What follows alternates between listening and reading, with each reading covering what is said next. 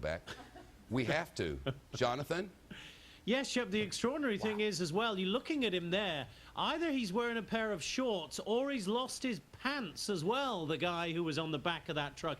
I think we're just getting the picture back now. You're telling me he doesn't have any pants on, or is he wearing shorts? It's a hot day. He might be wearing shorts in a hot day in Atlanta, but he could also have lost his pants. He certainly lost his truck, or control of his truck anyway, to the guy who carjacked him there. You know what I'm concerned just about? What happens if this guy takes a bad turn, or these tires, and this guy is in great danger. Yeah, well, you're wondering why he hasn't at some point tried to jump off. I assume the tractor trailer just hasn't slowed down enough for him to be able to do that. But he apparently made quite an effort this to jump on the back. This tractor trailer's been flying, and now it's down. Now, look, there goes another wheel. I mean, this tractor trailer, you know, if it wrecks, look at the fuel tanks on the side of that thing. All he's got to do, there it goes, whoop-de-doo. All he's got to do is just take one wrong turn, and that guy could get tossed off that thing.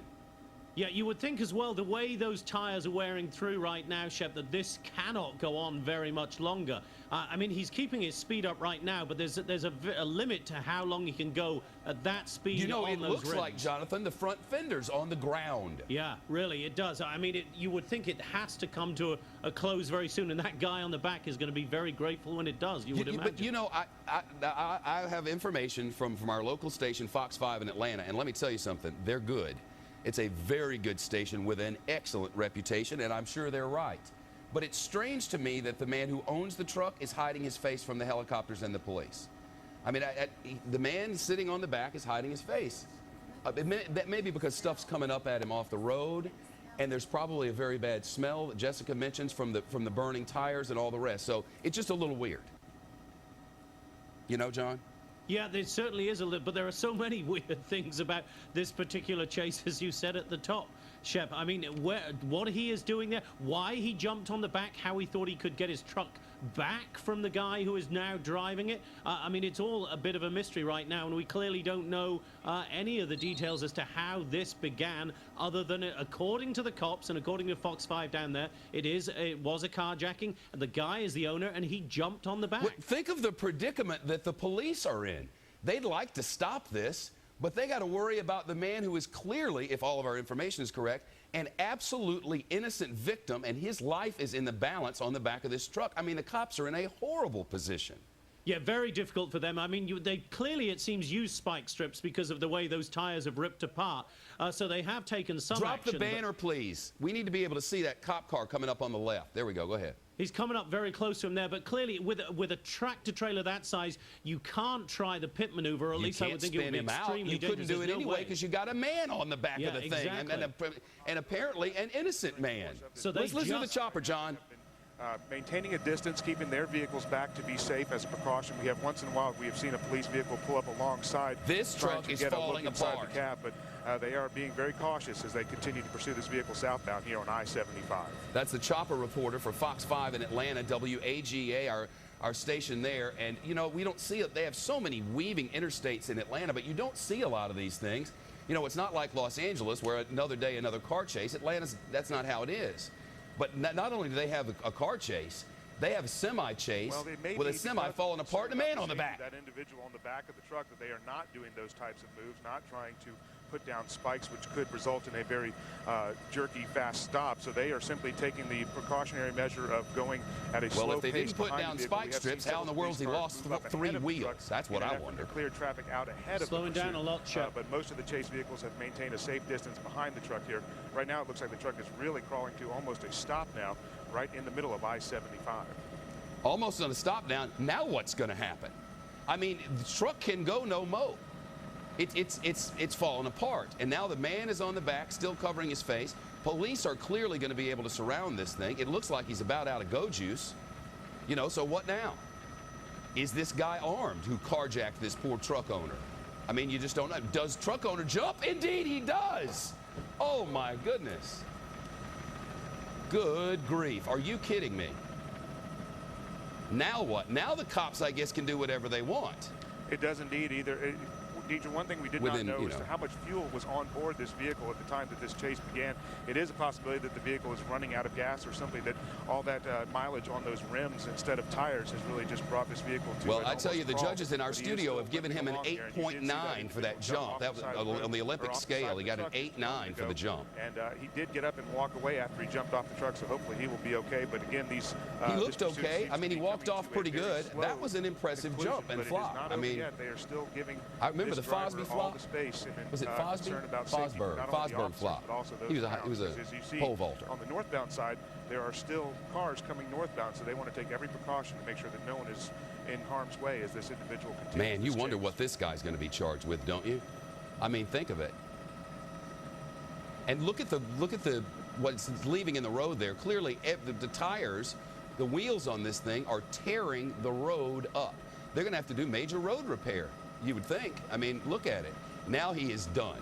It appears this truck has just succumbed. It's like, I can't do it anymore.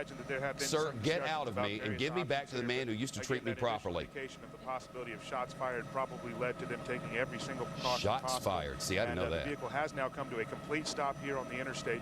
And well, that changes things, doesn't it? Approach, you will see them continue to take that very cautious stance. See there? See the police coming up from behind? And prepared to encounter this vehicle and possibly the driver inside that they think could be armed. I hope this doesn't end horribly.